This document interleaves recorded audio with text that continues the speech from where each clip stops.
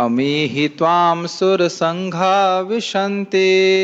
अमीहि त्वां सुरसङ्गा विशन्ति। केचिद्भीता प्राञ्जलयो गृह्णन्ति। केचिद्भीता प्राञ्जलयो गृह्णन्ति। स्वस्तीति उक्त्वा महर्षि सिद्धसङ्घा। स्वस्तीति उक्त्वा महर्षि सिद्धसङ्घः स्तुवन्ति त्वां स्तुतिभिः पुष्कलाभिः। स्तुवन्ति त्वां स्तुतिभिः पुष्कलाभिः। अमी मतलब ये सब, अमी ही निश्चित ही ये सब, त्वाम सुरसंघा विशन्ति, जितने भी देवता हैं वो एक साथ आप में प्रवेश कर रहे हैं। You can Pandey Prabhu, you can take this microphone.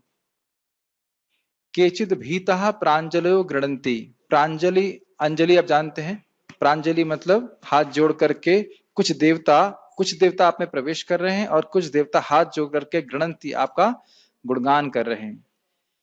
किस प्रकार, और कह रहे इसके बाद कह रहे हैं स्वस्तित उक्त्वा महर्षि सिद्ध संगा, जो महर्षि हैं और सिद्ध हैं उनका संग, उनके वो साथ इकट्ठे होकर के स्वस्ति वाचन कर रहे हैं।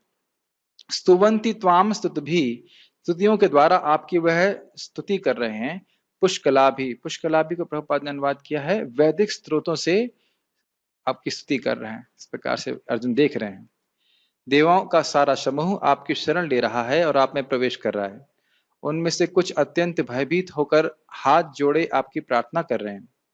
महर्षियों तथा सिद्धों के समूह कल्याण हो कहकर वैदिक स्त्रोतों का पाठ करते हुए आपकी स्तुति कर रहे हैं।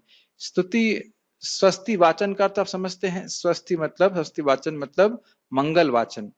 शब्दों में शक्ति होती है कि उस स्थान को पवित्र करते हैं। तो प्रायः किसी भी कार्य को करने से पहले स्वस्ति वाचन होता था। तो इसी प्रकार से यहाँ पे कल्याण हो इस प्रकार से वैदिक स्तुतियों को बोल करके वह कह रहे हैं। गीता भूषण टीका, ये देवताओं का समूह आपका आश्रय ले रहे हैं।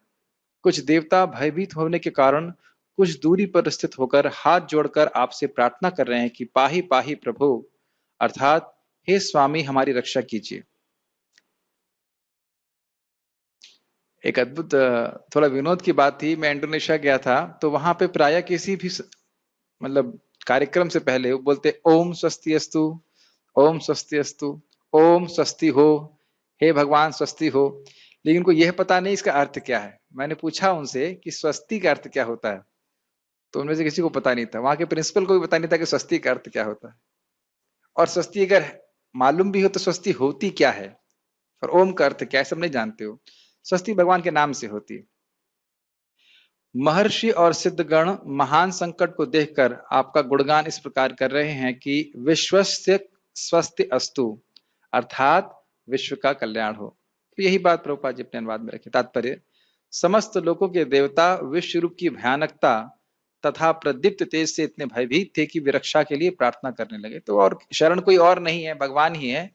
तो भगवान से प्रार्थना कर रहे हैं कि भगवान आप, इंग्लिश में कहेंगे पैसिफाई, हिंदी में क्या कहेंगे उसको, मतलब शांत हो जाए। हाँ, शांत हो जाएं और हमारी रक्षा कीजिए। इस प्रकार से 22वां, रुद्रादित्या वसवो ये च साध्या, रुद्रादित्या वशवो ये च साध्या, विश्वेश्विनौ मरुतचोष्मपाश्च, विश्वेश्विनो मरुतश्चोष्मपाश्च, गन्धर्वयक्षासुरसिद्धसङ्घा, गन्धर्वयक्षासुरसिद्धसङ्घा, वीक्षन्ते त्वां विस्मिताश्चैव सर्वे, वीक्षन्ते त्वां विस्मिताश्चैव सर्वे। तो कह रहे हैं रुद्र, रुद्र बड़ा स्पष्ट है, 11 रुद्र होते हैं। आदित्य मतलब अदिति के पुत्र, वसवो अर्थात वसुगण, ये च साध्या मतलब सिद्धगण, विश्वेश्विनौ विश्व देवता, अश्विनी अश्विनौ मतलब अश्विनी कुमार। अश्विनौ इसलिए बोला है क्योंकि 2 अश्विनी कुमार हैं, दो वचन का उपयोग कर रहे हैं। मरुतश्च, मरुतश्च मतलब मरुतगण। अब ये अच्छा शब्द है उष्मपाश्च। उष्मा का अर्थ क्या होता है, भाप। प मतलब पीने वाले, भाप को पीने वाले। तो टीका में लिखा है इसे पितृगण कहते हैं। तो पितृगण भाप पीते हैं, ऐसा है। हर एक का खाना अलग अलग प्रकार से है। जैसे यहाँ पे जल दिया जाता है तो उन्हें भोजन के रूप में प्राप्त होता है, तो इसलिए यहाँ पे पितृगणों को बोला जा रहा है उष्मपा, मतलब जो भाप पीने वाले हैं। बस ये टीका करी गई है। गंधर्व यक्षासुर सिद्ध संगा, गंधर्व यक्ष असुर और सिद्ध एक साथ वीक्षन्ते, वीक्षन्ते मतलब आपको देख रहे हैं, त्वाम विस्मिताश्चैव सर्वे और विस्मित हो रहे हैं। तो अब यहाँ पे स्पष्ट है ना कि जो भगवान का विश्व रूप है वह वहां पे उपस्थित देवताओं ने, यक्षों ने, रुद्रों ने देखा था और वह युद्ध देखने के लिए आए थे। ये बात स्पष्ट हो गया, तो इसी श्लोक से समझना चाहिए।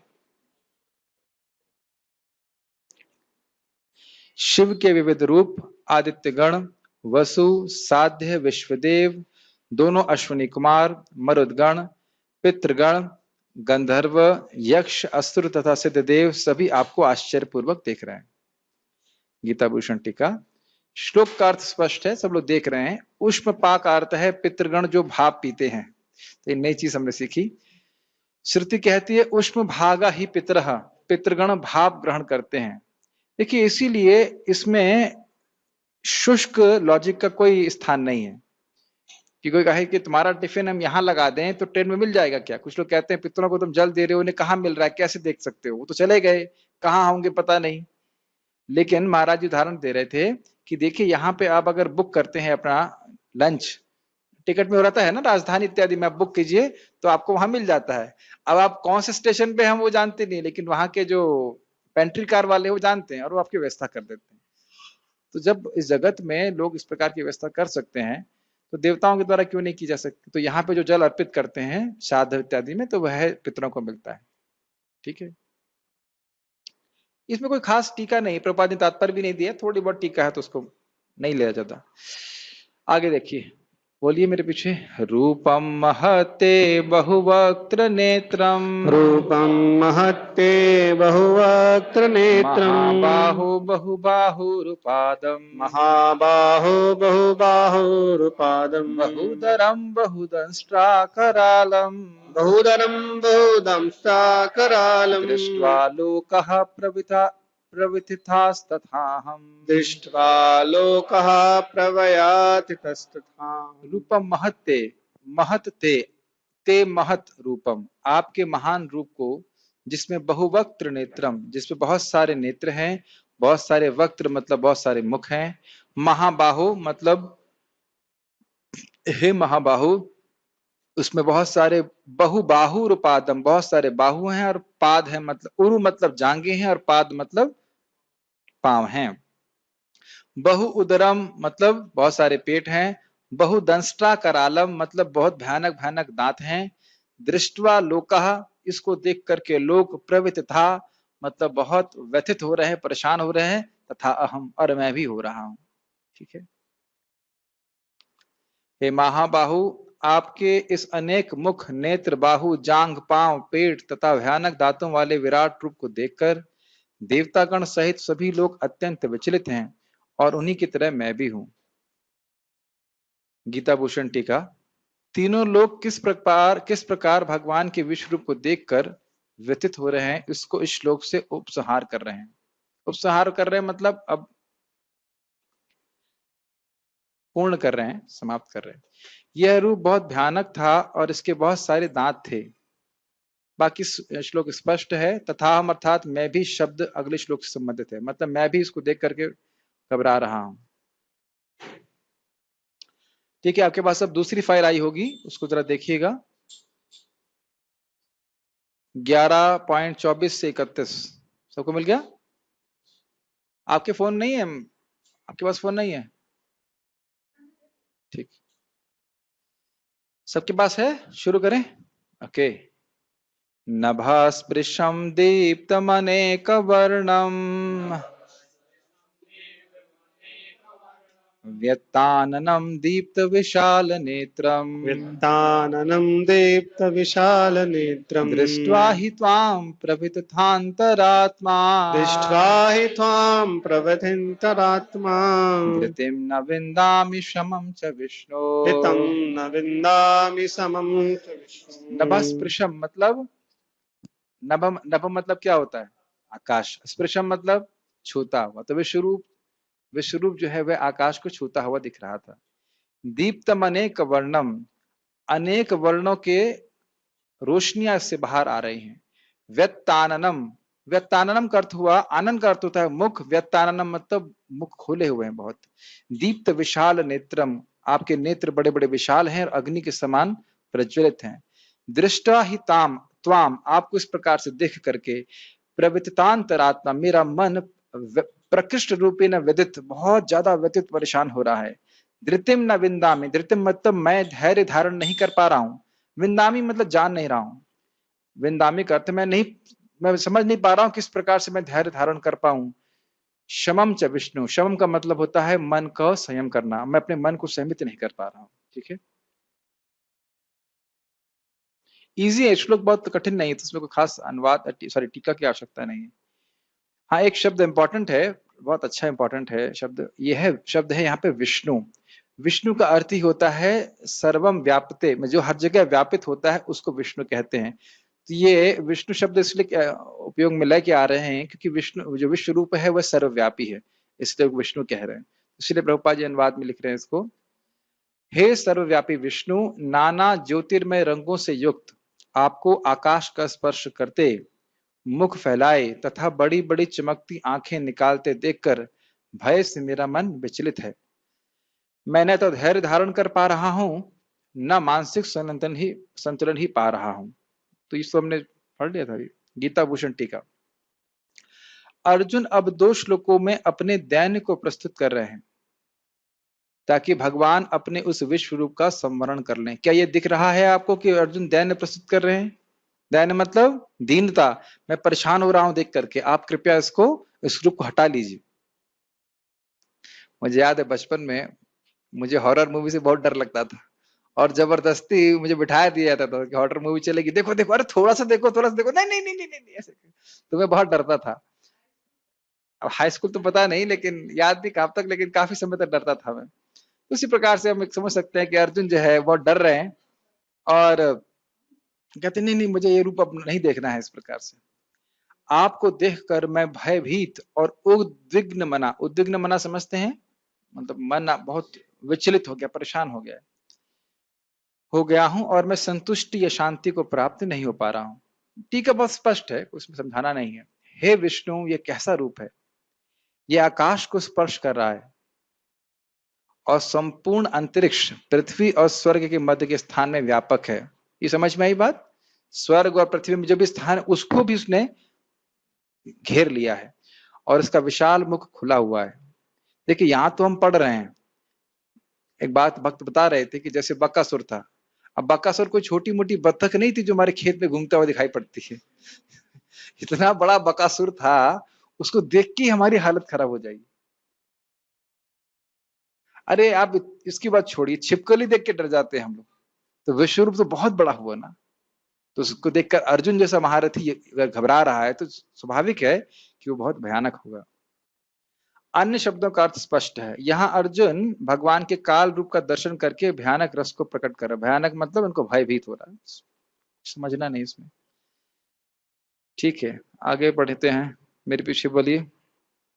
दंष्ट्राकरालानि च ते मुखानि, दंष्ट्राकरालानि च ते मुखानि, दृष्ट्वैव कालानलसन्निभानि, दृष्ट्वैव कालानलसन्निभानि, दिशो न जाने न लभे च शर्मा, दिशो न जाने न लभे च शर्मा, प्रसीद देवेश जगन्निवास, प्रसीद देवेश जगन्निवास। दंष्टा करालानि, आपके बहुत ही भयानक भयानक दांतों को देख करके, चते मुखानी, और आपके भयानक मुख को देख करके, दृष्टवैव मैं देख रहा हूं, काला अनल सन्निभानी, जो प्रलयकालीन अनल के समान हैं, उस प्रकार से दिशु न जाने, मैं दिशा नहीं समझ रहा हूं कि दिशा कहाँ है। क्या कभी आप लोगों के साथ ऐसा हुआ है कि आपको समझ में ना आया हो कि कौन सी दिशा में जाना है, उत्तर दिशा कहाँ है? ऐसा कभी नहीं हुआ है, लेकिन एक हम लोग अंदाज लगा सकते हैं, कुछ समुद्र में हो, एकदम बीच समुद्र में, और कोई तट ना दिखाई पड़ रहा हो, तो इस प्रकार की स्थिति हो सकती है जो समझ में नहीं आए कि उत्तर कहाँ दक्षिण कहाँ, लोग भ्रमित हो जाते हैं। मति भ्रम के कारण कभी कभी हो सकता है, लेकिन ऐसा अनुभव हमको है नहीं। लेकिन ये है जैसे कभी चक्कर आ रहा हो तो हो सकता है कि हम समझ ना पाए कि दिशा किस दिशा में जाना है। घबरा जाता है व्यक्ति। तो ये घबराहट के कारण समझ नहीं पा रहे कौन सी दिशा किधर को है। न लभे च शर्मा, शर्मा का अर्थ क्या होता है? अब शर्म का अर्थ लाज लज्जा ही नहीं होता है हमेशा। तो यहाँ पे शर्म का अर्थ आपने पढ़ लिया लगता है।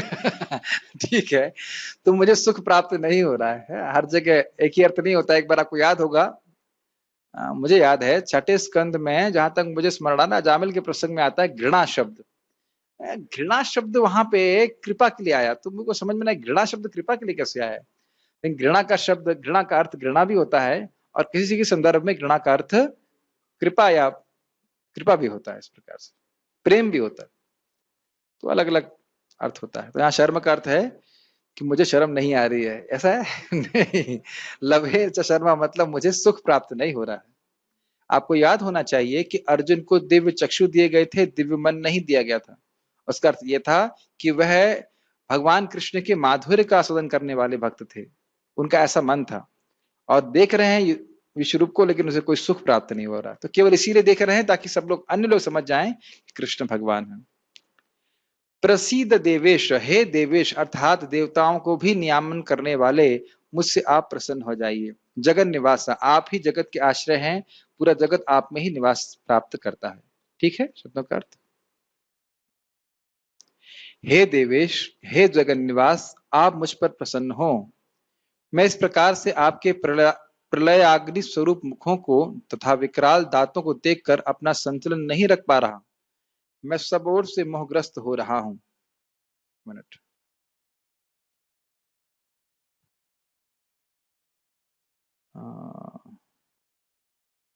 कहाँ थे? गीता भूषण टीका। आपके भयानक दांत और मुख देखकर जो प्रलयकालीन अग्नि के समान है। क्या था? काला नल सन्निभानी, मेरी दिशाओं का ज्ञान शून्य हो रहा है और मैं शर्म था सुख को प्राप्त नहीं हो पा रहा हूं। बहुत स्पष्ट टीका है, इसमें कुछ समझाना नहीं है। हम अपने शुद्धिकरण के लिए पढ़ रहे हैं। अब वह भगवान के काल रूप को देख रहे हैं। तो आप लोग भी देखिए, मेरे पीछे बोलिए। अमी च त्वां धृतराष्ट्रस्य पुत्रा, अमी च त्वां धृतराष्ट्रस्य पुत्रः सर्वे सहेवानलिपा सर्वे सहेवावनिपाल संघैः, सर्वे सहैवावनिपालसङ्गै भीष्मो द्रोणः सूतपुत्रस्तथासौ, भीष्मो द्रोणसुतपुत्रस्तथासु सहास्मदीयैरपि योधमुख्यैः। सहास्मदीयैरपि योधमुखे। अब ये जो बात वो बोल रहे हैं ये आगे होने वाली है। क्या बात बोल रहे हैं? अमी चत्वाम, ये सब धृतराष्ट्रस्य पुत्रः, धृतराष्ट्र के सारे पुत्र, सर्वे सहे वा वनिपाल संगे। वनिपाल का अर्थ प्रभुपाद क्या ले रहे हैं? अवनिपाल, वीर राजाओं के साथ। ठीक है, तो प्रभुपाद इस प्रकार से कह रहे हैं कि धृतराष्ट्र के पुत्र और उनके साथ में जितने भी राजा थे वह पूरा समूह, भीष्म द्रोण सूत पुत्र तथा असौ, भीष्मदेव, द्रोणाचार्य, सूत पुत्र अर्थात कर्ण, और असौ, असौ मतलब ये अन्य लोग भी, अर्थात मेरे सेना के समूह के लोग भी, सहास्मदीय रपियोध मुख्य, जो जो मुख्य अन्य योद्धा हैं, अस्मदीय मतलब हमारे भी, सारे के सारे लोग आप में प्रवेश करते हुए मुझे दिख रहे हैं। प्रवेश करते हुए दिख रहे हैं, आगे देखेंगे। वक्त्राणि ते त्वरमाणा विशंति, वक्त्राणि मतलब आपके मुखों में ये त्वरम, त्वरम का अर्थ होता है जल्दी, मेरे ख्याल से इसका अर्थ यही है। कहाँ लिखा हुआ है? हाँ, त्वरमाणा, त्वरित शब्द सुना है आपने? हाँ, त्वरित। तो बहुत मैं देख रहा हूं कि आपके मुख में बड़ी तेजी से विशंति प्रवेश कर रहे हैं। दंष्ट्रा करालानी भयानकानी, अब तो दंष्ट्रा कराल का अर्थ समझ गए होंगे। दंष्ट्रा कराल मतलब आपके बड़े भयानक भयानक दांतों में केचित विलग्ना दशनांतरेषु संदृश्यन्ते चूर्णितैरुत्त मांगे, उसमें वो पीसे जा रहे हैं, एकदम दांत से भगवान पीस रहे हैं। इस प्रकार से वो देख रहे हैं, लेकिन अपने को नहीं देख रहे हैं। ये बात अभी भगवान आगे पुष्ट करने वाले हैं कि हाँ, मैं सबको खा जाऊंगा, तुमको और कुछ लोगों को छोड़कर, पांडवों को छोड़कर। ठीक है, इसलिए जब वो घटना होती है ना, जब अश्वत्थामा कृपाचार्य और एक और था ना, क्या नाम था उसका, कृतवर्मा। तीनों ने जब पांडवों के सेना का एक एक अक्षौहिणी सेना बच गई थी, तो उसको तीनों ने अकेले ही नाश कर दिया था। तो समझना चाहिए वो कैसे नाश हुआ, भगवान के, हाँ भगवान के ही वह एक निमित्त मात्र बने थे। जैसे अब अर्जुन को निमित्त बना करके अन्य शत्रु पक्ष का विध्वंस कराया, ऐसे ही उनको निमित्त बना करके पांडवों की सेना को ध्वंस करा दिया। धृतराष्ट्र के सारे पुत्र अपने समस्त सहायक राजाओं सहित तथा भीष्म, द्रोण, कर्ण एवं हमारे प्रमुख योद्धा भी आपके विकराल मुख में प्रवेश कर रहे हैं। अब मैं अगर ये कहूं कि ये काल स्वरूप है भगवान का, तो आप मानेंगे? ये दिख रहा है आपको? क्यों?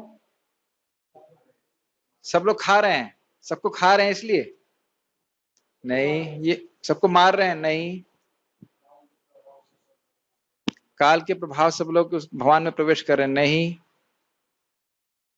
ये घटना भविष्य की है, ये अभी नहीं हो रही है, ये भविष्य वाली घटना भगवान दिखा रहे हैं कि सारे मारे जाएंगे। काल के रूप में तो मार ही रहे हैं, वो बात सत्य है, लेकिन भविष्य की बात दिखा रहे हैं। समझ में आ रहा है? यस। उनमें से कुछ के शिरों को तो मैं आपके दांतों के बीच चूर्णित हुआ देख रहा हूं। कभी देखा है आपने किसी के देखना भी नहीं चाहते, लेकिन बड़ा भयानक होगा ना किसी को। एक बार मैंने देखा था, बिल्ली एक चूहे को खा रही थी, वही देख के बिल्कुल, हाँ अपने डिवोटी किचन के सामने ही सही, उसने महाप्रसादी गोविंद ने बोला और चालू हो गई।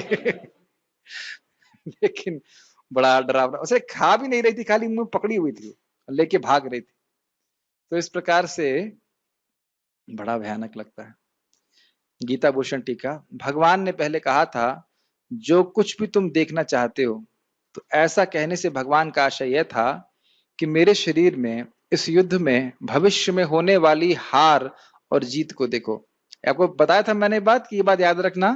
भगवान कह रहे हैं कि तुम पूरे जगत को देखो और तुम जो कुछ भी देखना चाहते हो वह भी देखो। तो अर्जुन क्या देखना चाहते थे, कि मैं जीतूंगा कि हारूंगा, तो वह भी भगवान ने अभी दिखा दिया। अब अच्छा एक और बात है कि अर्जुन ने नहीं बोला था कि आप मुझे दिखाइए कि मैं जीतूंगा या हारूंगा, उनकी इच्छा थी जिसको भगवान जान रहे हैं, तो उसको भगवान पूरा कर रहे हैं। अब इन 5 श्लोकों में भगवान इसको प्रदर्शित कर रहे हैं। किसको प्रदर्शित कर रहे हैं, किस प्रकार से ये लोग जीते, पांडव जीतेंगे और कुरुप वंश हार जाएगा। एक बात इससे वैसे सीखने वाली है कि देखिए, जिस प्रकार से भगवान कृष्ण ने अर्जुन को निमित्त बनाया था और उनका एक उद्देश्य था, उसी प्रकार से वही भगवान कृष्ण चैतन्य महाप्रभु के रूप में आए हैं और उनका भी एक उद्देश्य है, एक मिशन है। पृथ्वी ते आछे यत नगर आदि ग्राम सर्वत्र प्रचार होवे मोर नाम। तो जिस प्रकार से अर्जुन युद्ध ना करते तो भी ये लोग मारे जाते, ये भगवान दिखा रहे हैं। उस प्रकार से हम भी प्रचार करें या ना करें, प्रचार तो होगा, लेकिन क्रेडिट किसी और को मिल जाएगा। ये सोचने वाली बात। अब अलग बात है, और अद्भुत बात है, जिन लोगों को जो मारा जाना था उनको पहले ही मारा जा चुका है। उसी प्रकार से जिन लोगों को प्रचार रित होना है उनको पहले से सेलेक्ट कर लिया, इन इन लोगों को प्रचार किया जाएगा, ये लोग भक्त बनेंगे, ये लोग भगवान के धाम जाएंगे। हमें केवल हाथ रखना है, हमें अपना केवल प्रयास करना। सब फिक्स हो गया, कौन किसके द्वारा प्रचारित है ये भी फिक्स हो गया। लेकिन अगर हम सो जाएंगे तो हम सो सकते हैं। ये मत सोचिए कि महाप्रभु की लीला समाप्त हो गई है। ये संकीर्तन आंदोलन जब तक चल रहा है, महाप्रभु की लीला चल रही है, लोगों का उद्धार हो रहा है और लोग जाएंगे। प्रभुपाद जी बड़ा स्पष्ट लिखते हैं, जिसने भी हरे कृष्ण मंत्र जप किया है उसने महाप्रभु की कृपा को प्राप्त किया है। अब उसको विस्तार करते जाना, उसको अलग अलग माध्यम से कर सकते हैं, लेकिन सब लोगों को किसी न किसी रूप से निमित्त बनना चाहिए। 5 श्लोकों में भगवान क्या प्रदर्शित करेंगे, काल स्वरूप। धृतराष्ट्र के सारे पुत्र यथा दुर्योधन और अन्य वह वहां एकत्रित राजागण जैसे शल्य, जयद्रथ, सूत पुत्र कर्ण आदि बड़ी तीव्रता से आपके मुख में प्रवेश कर रहे हैं, तो वह स्पष्ट है। साथ ही वे जो अजय के रूप में प्रख्यात हैं जैसे भीष्म आदि, वह भी आपके मुख में प्रवेश कर रहे हैं। तो आप देख रहे हैं कि भीष्म, द्रोण इत्यादि के संग ये उनको वरदान था कि जब तक उनके हाथ में धनुष है, अस्त्र है, उन्हें कोई हरा नहीं सकता, न कभी हारे वो। ना द्रोणाचार्य कभी किसी से हारे थे, ना भीष्मदेव कभी किसी से हारे थे। महाभारत के युद्ध में भी भीष्मदेव कभी हारे नहीं किसी से, द्रोणाचार्य को कोई हरा नहीं पाया, ये समझ लेना चाहिए।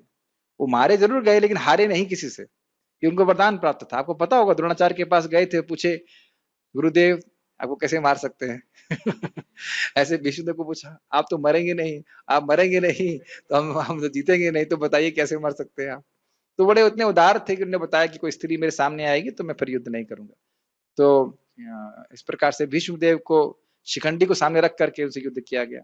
और द्रोणाचार्य को क्या बताया गया था, अगर मैं सुन लूंगा कि मेरा बेटा मर गया है तो मैं दुखी हो जाऊंगा और अस्त्र त्याग दूंगा, नहीं तो अस्त्र जब तक हाथ में है मुझे कोई हरा नहीं सकता।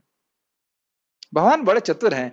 जब जयद्रथ को मारना था तो द्रोणाचार्य आगे सामने लड़ने के लिए, तो भगवान बहुत बुद्धि दिए, कहे अरे इनको तुम कभी नहीं हरा पाओगे, छोड़ो इनको। तो अर्जुन उनको एकदम बाईपास, उनको नेग्लेक्ट करके चला गया, जबकि द्रोणाचार्य जी बोल रहे तुम कैसे क्षत्रिय हो, तुमको मैं ललकार रहा हूं, तुम युद्ध करो। भगवान देखे ही नहीं उसको, अर्जुन को लेके चले गए साइड से। भगवान बहुत, ना सिर्फ शक्ति से अपनी बुद्धि से भी भगवान बहुत गाइडेंस दे रहे थे। क्या सुनाई दे रहा है आप लोगों को? कुछ नहीं दे रहा, माइक नहीं यूज करेंगे तो किसी को कुछ भी सुनाई नहीं दे रहा। यहाँ पे जो लोग युद्ध कर रहे हैं वो तो भगवान के धाम जा रहे हैं ना, तो वो भगवान के मुख में जा रहे हैं, इनको किस ठीक है, ये एक अच्छा प्रश्न है कि भाई यहाँ पे तो हमने ये भी सुना है कि जो लोग वहां पे मरे भगवान के धाम जा रहे हैं, तो यहाँ देख रहे हैं कि भगवान के मुख में जा रहे हैं। अब जैसा प्रश्न वैसे उत्तर दे देता हूँ, भगवान मुख में खा रहे हैं और भगवान के अपने धाम भेज दे रहे हैं क्या बोलूं बताइए। अर्जुन जो देख रहे हैं कुछ गलत तो नहीं देख रहे हैं, बेसिकली उनको मार रहे हैं, उनके शरीरों को मार रहे हैं, लेकिन आत्मा को भगवान के धाम भेज रहे हैं। ठीक है। असौ शब्द को सूत पुत्रों के साथ प्रयोग करने से यह इंगित हो रहा है कि कर्ण सदा ही अर्जुन के प्रति द्वेष से युक्त थे।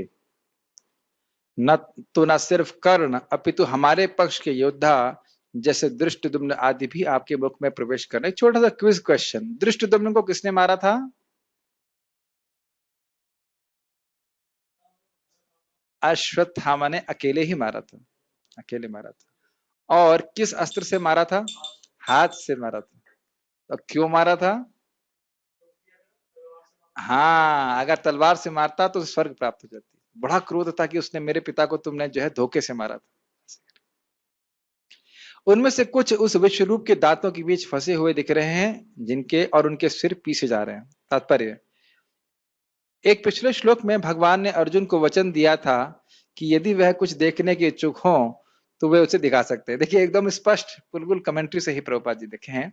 अब अर्जुन देख रहा है कि विपक्ष के नेता भीष्म, द्रोण, कर्ण तथा धृतराष्ट्र के सारे पुत्र तथा उनके सैनिक और अर्जुन के भी सैनिक विनष्ट हो रहे हैं। आप लोगों को शायद लग रहा कुछ व्याख्या ही नहीं हो रही है, ऐसे क्या व्याख्या करूंगा मैं?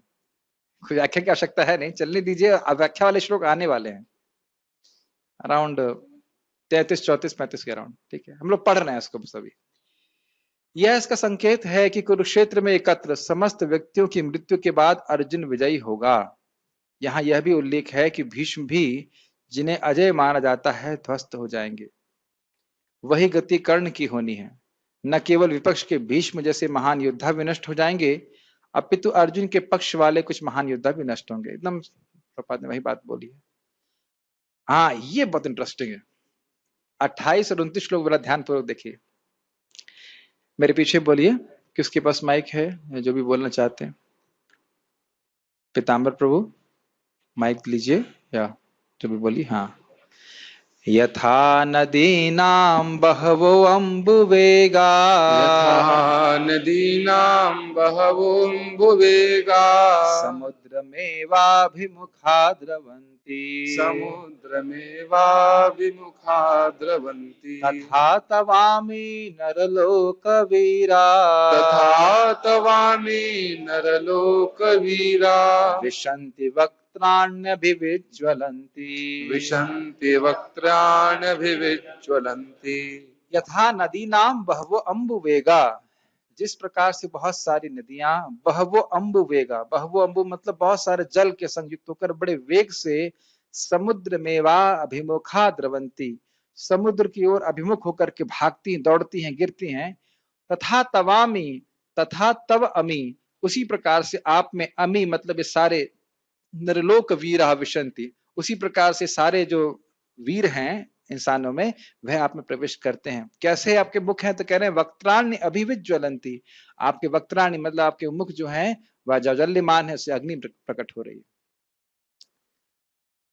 इस पे कोई स्पेशल नहीं लगा होगा, लेकिन टीका पढ़ेंगे तो समझ में आएगा। जिस प्रकार नदियों की अनेक तरंगें समुद्र में प्रवेश करती हैं, उसी प्रकार ये समस्त महान योद्धा भी आपके प्रज्वलित मुखों में प्रवेश कर रहे हैं। तो अब ये देखिए उदाहरण क्यों दिया गया। जिस प्रकार से नदी में बहुत जल होता है कि नहीं, और बहुत जल समुद्र में प्रवेश कर रहा है, और बहुत सारी नदियां प्रवेश कर रही होती हैं, उसी प्रकार से बहुत मात्रा में योद्धा भगवान के मुख में प्रवेश कर रहे, इसलिए उदाहरण दे रहा है। समझ में आया? अगले उदाहरण में वो क्या कहेंगे, जिस प्रकार से पतंगे अग्नि में प्रवेश कर रहे हैं। तो वहां पे भी टीका, पहले टीका पढ़ता हूं तो समझ में आएगा। गीता भूषण टीका, यहां दो उदाहरण दिए जा रहे हैं यह समझाने के लिए, यहां मतलब अगले श्लोक को देखेंगे अभी, यह समझाने के लिए कि किस प्रकार वे सब विश्व रूप के मुख में प्रवेश कर रहे हैं। पहले उदाहरण में वे अनिच्छा पूर्वक, बिना अनिच्छा पूर्वक यानी बिना इच्छा के विश्व रूप को, बिना विश्व रूप को समझे प्रवेश कर रहे हैं, और दूसरे उदाहरण में वे जानबूझकर उसमें प्रवेश कर रहे थे। और वे उदाहरण देख लीजिए तो समझ में आ जाएगा। यथा प्रदीप्तम ज्वलनम पतंगा, यथा प्रदीप्तं ज्वलनं पतंगा विशन्ति नाशाय समृद्ध वेगः, विशन्ति नाशाय समृद्ध वेगा तथैव नाशाय विशन्ति लोका, तथैव नाशाय विशन्ति लोका तवापि वक्त्राणि समृद्ध वेगः। स्ववापि वक्त्राणि समृद्ध वेगा। समझ में आया? यथा प्रदीप्तम, जिस प्रकार से, यथा प्रदीप्तम ज्वलनम पतंगा, जिस प्रकार से प्रदीप्त अग्नि में पतंगे प्रवेश करते हैं।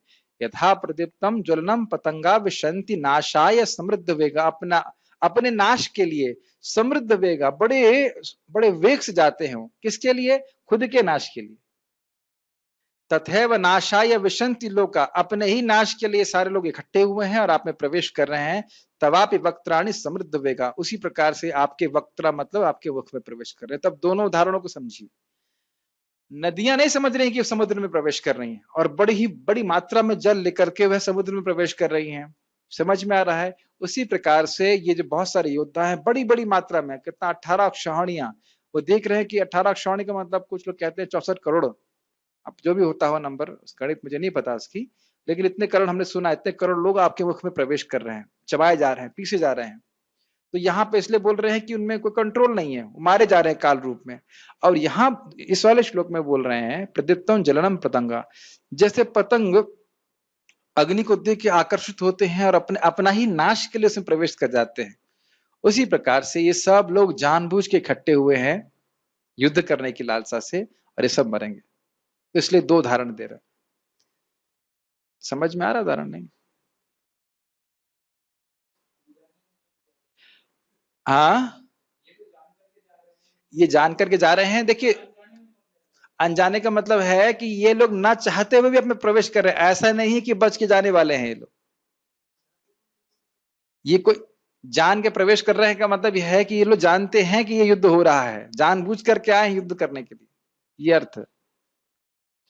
और सबको मृत्यु होनी, और विश्वरूप किसी को छोड़ने वाला नहीं है, इसलिए विश्वरूप को जान नहीं रहे कि कृष्ण ही विश्वरूप में जो सबको लेकर एक साथ ला करके मारेंगे। कुछ लोग नहीं, सब जा रहे हैं, सब जा रहे हैं। तो जिस प्रकार से बड़ी मात्रा में नदी जाती है समुद्र में, उसी प्रकार से सब प्रवेश कर रहे हैं। वो जान नहीं रहे हैं कि ये विश्वरूप है, भगवान विश्वरूप है, भगवान ही सबको व्यवस्था कर रहे हैं युद्ध की, सबको मारने के लिए इकट्ठा किया ना, वो समझ नहीं पा रहे। हाँ, भीष्म देख रहे थे, फिर क्यों नहीं भागे वहां से? भाग लेना चाहिए था वहां से, क्षत्रिय लोग ऐसे नहीं जाते।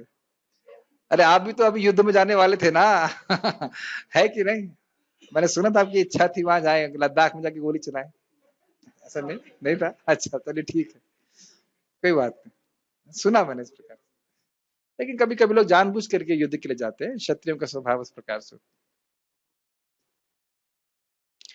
मैं समस्त लोगों को पूर्ण वेग से आपके मुख में उसी प्रकार प्रविष्ट होते देख रहा हूं, जिस प्रकार पतंगे अपने विनाश के लिए प्रज्वलित अग्नि में कूद पड़ते हैं। कोई टीका नहीं है, टीका में बस इतना लिखा है, ज्वलनम का अर्थ है अग्नि।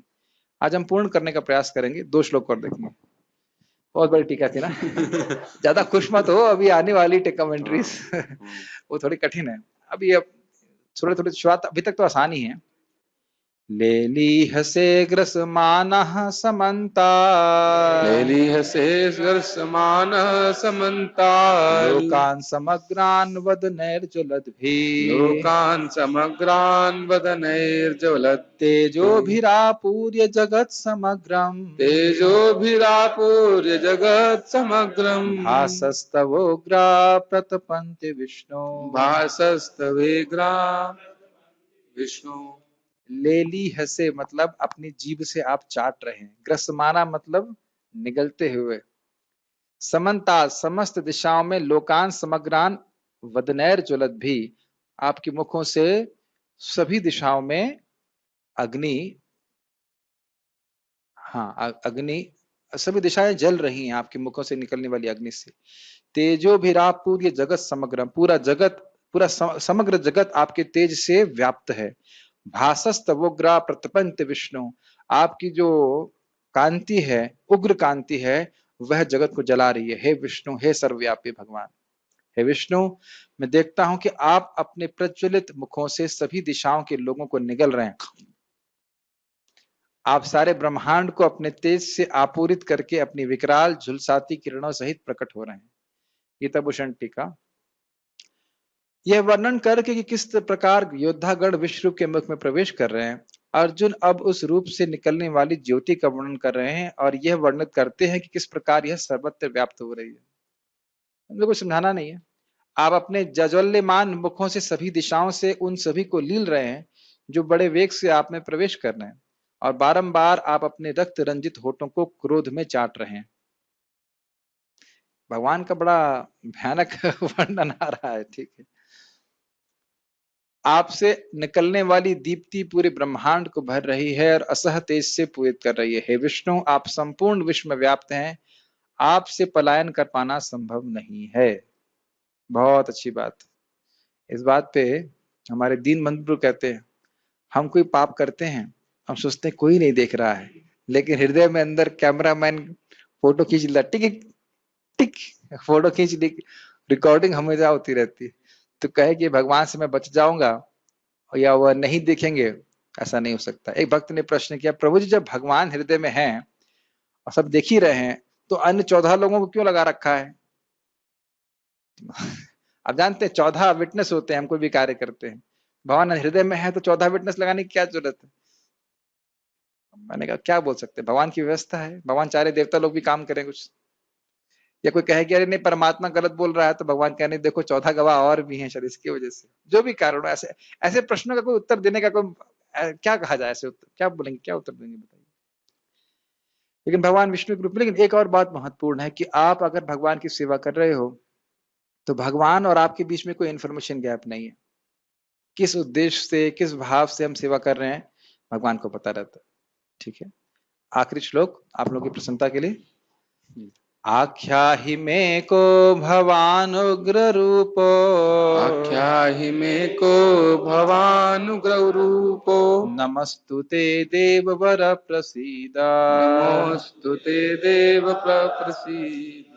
विज्ञातुमिच्छामि भवन्तमाद्यम्, विज्ञातुमिच्छामि भवन्तमाद्यम्, न हि प्रजानामि तव प्रवृत्तिम्, न हि प्रजानामि तम्। आख्या ही में, हे भगवान आप मुझे आख्या, आख्या मतलब बताइए। आख्या शब्द वैसे संस्कृत में तो है ही, आख्या शब्द भारत की सरकार में भी चलता है। ये जो लोग पटवारी लोग रिपोर्ट लिखते हैं उसमें उसको आख्या कहते हैं, हम लोग आख्या लिखेंगे। आख्या मतलब रिपोर्ट होता है। आप मुझे बताइए, विवरण दीजिए। आख्या ही में को भवान उग्र रूप, आपका ये उग्र रूप क्या है? नमस्तुते देववर प्रसिद्ध, आपको नमस्कार हो। देववर मतलब देवताओं में सर्वश्रेष्ठ, प्रसिद्ध अर्थात आप मुझसे प्रसन्न होइए। विज्ञातम इच्छामि, मैं जानना चाहता हूँ। भवंत माध्यम, आपके बारे में। आद्य मतलब आदि, आदि है।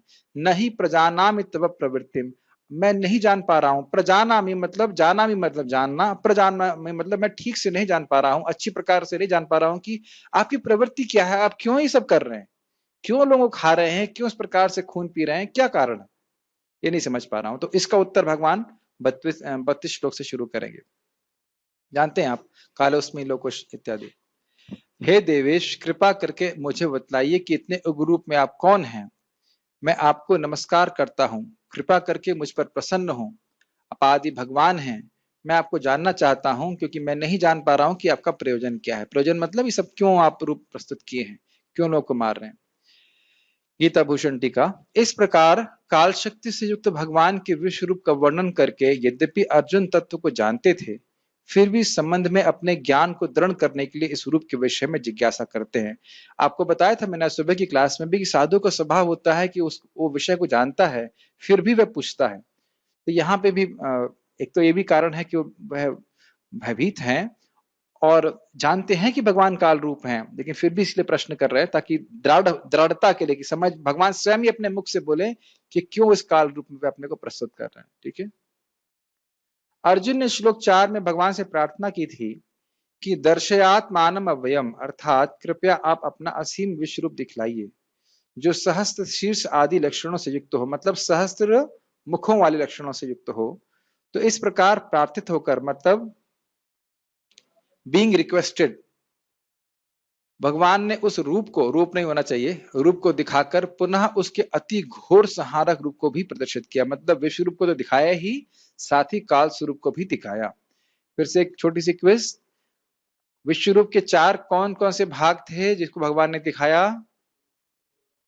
सर्व देवाकार रूप, सहस्र शीर्ष रूप, काल रूप और सर देता तो हो गया ना। सर्व देवाकार रूप, सहस्त्र शीर्ष रूप और काल रूप, और चौथा मुझे भी याद नहीं आ रहा, भूल गया।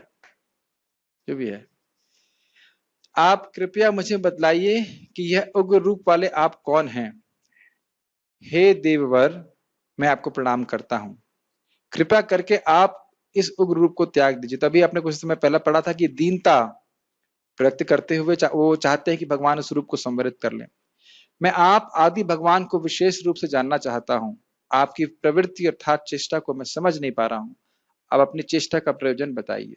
बहुत बहुत धन्यवाद। कोई प्रश्न है किसी का तो मुझे बताइए। ठीक है, तो यहाँ रुकते हैं। कल हम, भगवान ने चाहा तो कल हम लोग भगवान के उत्तर को सीखेंगे। श्रीमद् भगवद गीता की जय।